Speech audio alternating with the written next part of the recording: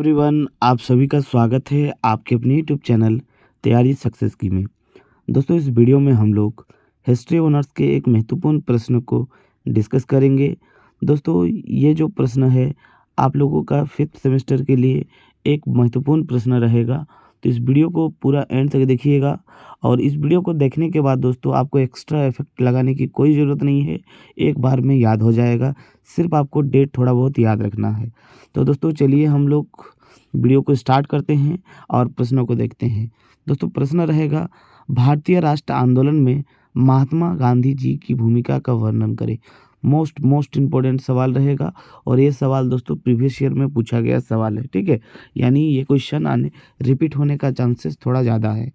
Question को एक बार कहीं आप लोग कॉपी में लिख लीजिएगा, इम्पोर्टेंट है। उत्तर कैसे लिखेंगे?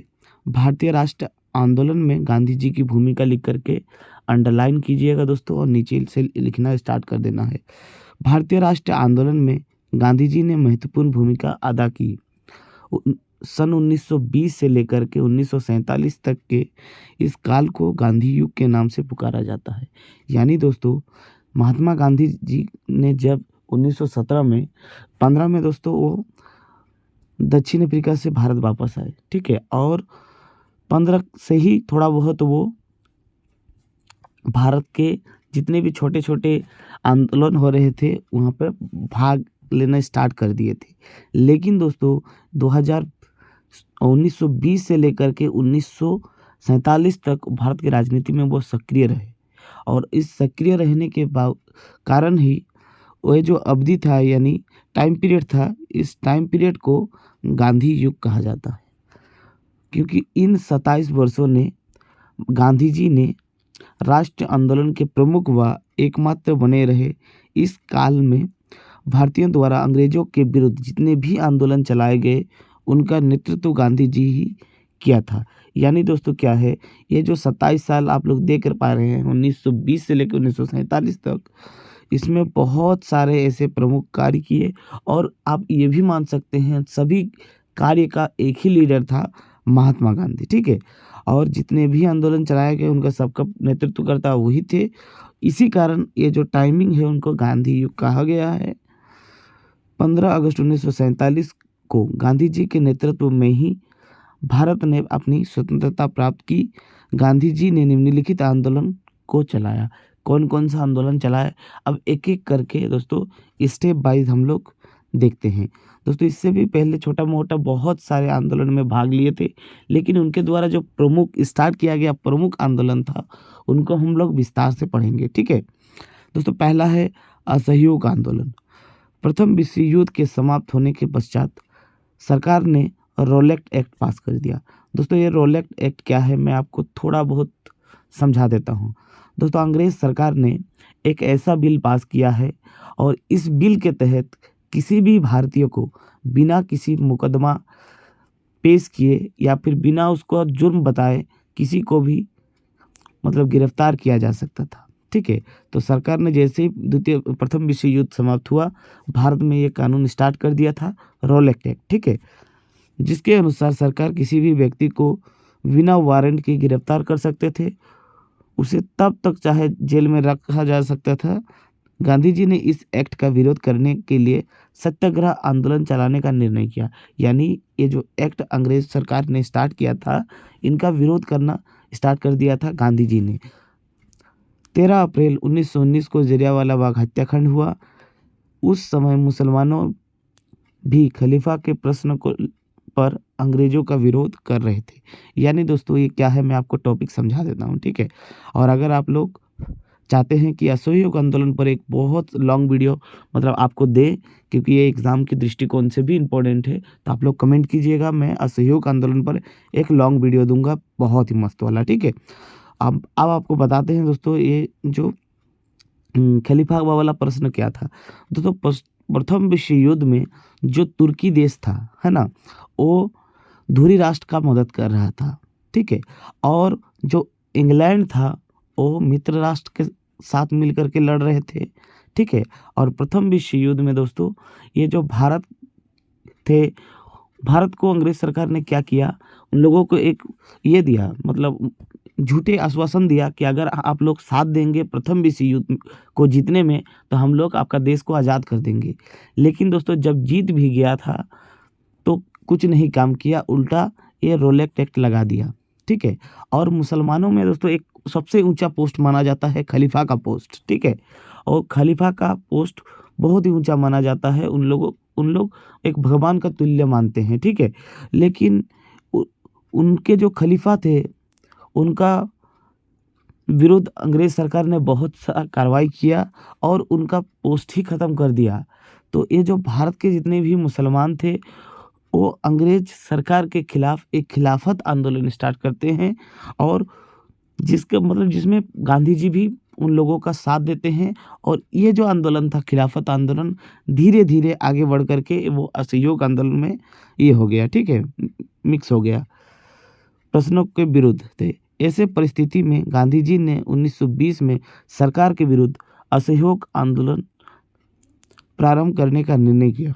असहयोग आंदोलन का प्रारंभ गांधी जी ने अपने केसरिय हिंद की उपाधि वापस करके किया। यानी ये जो असहयोग आंदोलन स्टार्ट हुआ था ये गांधी जी को एक पुरस्कार दिया गया था केसरिय हिंद का, वो पुरस्कार को वापस कर दिया और यहीं से स्टार्ट हो गया असहयोग आंदोलन। गांधी जी द्वारा चलाए गए आंदोलन थोड़े ही समय में पूरा देश में फैल गया। अनेक भारतीयों ने सरकारी नौकरियों से त्यागपत्र दे दिया और विदेशी माल की होली जलाई गई, यानी विदेशी वस्तुओं को जलाया गया। गांधी जी आंदोलन को पूर्ण रूप से अहिंसात्मक रखना चाहते थे, यानी किसी प्रकार का मारधार ना हो या फिर कुछ भी किसी का नुकसान ना हो, इस तरह से आंदोलन को चलाना चाहते थे। परंतु चोरी चोरा के हिंसात्मक घटना जिसमें लोगों की एक भीड़ ने पुलिस थाने में आग लगा दी। दोस्तों ये असहयोग आंदोलन के टाइम ही एक ऐसा घटना हुआ, चोरी चोरा एक जगह है, ठीक है, उत्तर प्रदेश में। उस जगह पर इंसानों ने जो एक भीड़ था वो पुलिस थाना पर आग लगा दी। 21 सिपाहियों को जिंदा जला दिया गया। इसी कारण से गांधी जी ने आंदोलन को एकदम स्थगित कर दिया। सरकार ने गांधी जी को पकड़ लिया, उन पर मुकदमा चलाए गए और उन्हें 6 वर्ष 1914 में सरकार 6 वर्ष का जेल हो गया था, ठीक है, उनका जेल हो गया था। और लेकिन वो बीमार हो गए जेल में, जिसकी वजह से वो 1924 में ही छोड़ दिया गया, ठीक है। तो ये दोस्तों एक पहला टॉपिक है उनके लिए, वो क्या काम किए, असहयोग आंदोलन। उसके बाद दोस्तों हम लोग देखेंगे सविनय अवज्ञा आंदोलन। सन 1929 में लाहौर अधिवेशन में कांग्रेस ने पूर्ण स्वतंत्रता प्रस्ताव पास कर दिया। यानी 1929 में एक कांग्रेस का अधिवेशन हुआ जो लाहौर में यह हुआ था। उस अधिवेशन में कांग्रेस जो था वो पूर्ण स्वतंत्रता की मांग कर दी। अखिल भारतीय कांग्रेस कमेटी को ये अधिकार दी गया कि वह जब भी उचित समझे सविनय अवज्ञा आंदोलन प्रारंभ कर रहे, ठीक है। इस अधिवेशन में यह भी पास किया गया कि 26 जनवरी को प्रतिवर्ष स्वतंत्रता दिवस के रूप में मनाया जाए। यानी दोस्तों यहाँ पर क्या है, मैं आप लोगों को एक बढ़िया सा सवाल बताता हूँ। दोस्तों 1947 जब हम लोग का देश आज़ाद हुआ, उससे पहले यानी 1947 से पहले 46 तक, उससे पहले तक हम लोग 26 जनवरी को स्वतंत्रता दिवस के रूप में मनाते थे, ठीक है। और ये स्टार्ट किया था कांग्रेस पार्टी ने, ठीक है। फरवरी 1930 में कांग्रेस कार्यकारिणी समिति ने गांधी जी को सविनय अवज्ञा आंदोलन चलाने के सारे अधिकार दे दिया। यानी ये जो सविनय अवज्ञा आंदोलन था दोस्तों, ये कांग्रेस पार्टी के द्वारा स्टार्ट प्लानिंग किया गया एक ये था, योजना था, ठीक है, जिसमें ये 1930 में पूरा कमेटी की तरफ से गांधी जी को ये अधिकार दे दिया गया कि आप लोग सविनय अवज्ञा आंदोलन स्टार्ट कर सकते हैं, ठीक है। यहाँ पर थोड़ा ध्यान दीजिएगा। सविनय अवज्ञा आंदोलन का प्रारंभ गांधी जी द्वारा अपनी दांडी यात्रा से किया। यानी एक जगह है दोस्तों दांडी, उस जगह से स्टार्ट किया था। 12 मार्च 1930 को गांधी जी ने 75 कार्यकर्ताओं के साथ साबरमती आश्रम से दांडी तक चला पड़ा। यानी साबरमती आश्रम जो अहमदाबाद में है, वहाँ से लेकर के दांडी एक नामक जगह है, वहाँ तक वो 12 मार्च से स्टार्ट किया था। दोस्तों डेट बहुत ही ज़्यादा इम्पोर्टेंट है, ठीक है। 12 मार्च 1930 में स्टार्ट किया था। 75 अनुयायी था यानी उनके साथ चलने वाले व्यक्ति थे 75 गो, और दांडी तक पहुँचे थे। ठीक है, याद रखिएगा। मतलब दांडी के स्थान पर 6 अप्रैल को गांधी जी ने समुद्र से नमक बनाकर नमक कानून को तोड़ा था। यानी क्या है दोस्तों, अंग्रेज सरकार ने एक नियम बनाया था कि अब अगर आप लोग नमक खाएंगे तो उसके बदले में टैक्स देना पड़ेगा। तो गांधी जी को ये सबसे ज़्यादा बुरा लगा, इसीलिए वो इतने दूर चल करके ये जो नमक कानून है उनका विरोध किया और नमक खुद बनाए। ठीक है, जिसके साथ ही सारे देश में सविनय अवज्ञा आंदोलन प्रारंभ हो गया। और दोस्तों इसको करने का मेन रीज़न क्या है, सभी को यूनाइट करना था। ठीक है, सभी को एक करना था, इसीलिए ये योजना शुरू किया गया था। क्योंकि जो नमक होता है वो सभी का बेसिक नीड होता है और सभी का ज़रूरत होता है, और वो जानते थे कि नमक कानून को अगर तोड़ दिया जाए तो सभी देश एक हो जाएगा। ठीक है, और थोड़े ही समय में सारे देश में फैल गया ये जो सविनय अवज्ञा आंदोलन है। सरकार ने दमन की नीति अपनाई और हजारों सत्याग्रहियों को पकड़कर जेल में डाल दिया गया। कांग्रेस को अवैध संस्था घोषित कर दिया गया। यानी कांग्रेस ने ही दोस्तों ये जो आंदोलन था उसको चलाने का ऑर्डर दिया था, इसीलिए सरकार ने क्या किया, कांग्रेस को एक अवैध संस्थान घोषित कर दिया। यानी ये पूरा कोई वैध नहीं है, कोई ये नहीं है, ठीक है, ऑथराइज नहीं है, वैसा घोषित कर दिया। गांधी इरविन समझौता सरकार द्वारा 26 जनवरी 1931 को गांधी जी तथा अन्य कांग्रेस नेताओं को बिना किसी शर्त के छोड़ दिया गया। यानी ये जो टाइम है, इस टाइम पर गांधी जी को और उसके साथ साथ बहुत सारे कांग्रेस के लीडर को बिना किसी शर्त पर जो जिनको जेल में डाल दिए थे ना नमक कानून तोड़ने के लिए, उनको छोड़ दिया गया। ठीक है, कांग्रेस पर लगाए गए प्रतिबंध को हटा दिया गया। गांधी जी और लॉर्ड इरविन के बीच एक समझौता हुआ, जिसके परिणाम स्वरूप कांग्रेस ने सविनय अवज्ञा आंदोलन को स्थगित कर दिया। यानी उनके बीच एक वार्तालाप हुआ, जिसकी वजह से ये जो चल रहे थे नमक कानून उनको स्थगित किया। ठीक है, अब दोस्तों हम लोग देखेंगे सविनय अवज्ञा आंदोलन पे ही जो उनका बीच में ये हुआ था, डील हुआ था, यानी डील तो बोलना सही नहीं है दोस्तों, उनके बीच में जो समझौता हुआ था उनको थोड़ा बहुत देख लेते हैं। ठीक है, सविनय अवज्ञा आंदोलन का पूर्ण प्रारंभ गांधी इरविन समझौता के परिणाम स्वरूप गांधी जी दूसरे गोलमेज सम्मेलन में भाग लेने के लिए इंग्लैंड गए। यानी दोस्तों जो बार बार लगातार मांग हो रहा था भारत से कि हम लोग को ये दीजिए, इतना सब छूट दीजिए, ये मैटर दोस्तों इंग्लैंड तक पहुंच गया था। ठीक है, गोलमेज, और इसीलिए इंग्लैंड के एक जगह पर जहां नाम दिया गया गोलमेज सम्मेलन, उस जगह पर जो ब्रिटिश अधिकारी थे उनके साथ गांधी जी को भी इनवाइट किया गया। लेकिन दोस्तों जो पहला मतलब गोलमेज सम्मेलन था उसमें भाग नहीं लिए। दूसरा गोलमेज सम्मेलन में भाग लेने के लिए वो इंग्लैंड गए, परंतु इस सम्मेलन के कार्यकारियों ने उन्हें बहुत निराश किया। यानी जो सोच करके वो प्लानिंग करके गए थे कि हम लोग को इससे कुछ उम्मीद लगाया जा सकता है, ऐसा कुछ नहीं हुआ। वो खाली हाथ वापस भारत लौटे और 3 जून 1932 को गांधी जी ने पुनः सविनय अवज्ञा प्रारंभ करने की घोषणा की। परंतु सविनय अवज्ञा आंदोलन प्रारंभ करने की घोषणा की, परंतु सरकार ने अगले ही दिन गांधी जी तथा अन्य कांग्रेसी नेताओं को गिरफ्तार कर लिया। यानी जैसे ही फिर से स्टार्ट करने वाला था, फिर से उन लोगों को गिरफ्तार करके जेल भेज दिया गया। ठीक है, तो और दूसरा हम लोग उनका प्रमुख कार्य को देखते हैं। नेक्स्ट कार्य था भारत छोड़ आंदोलन।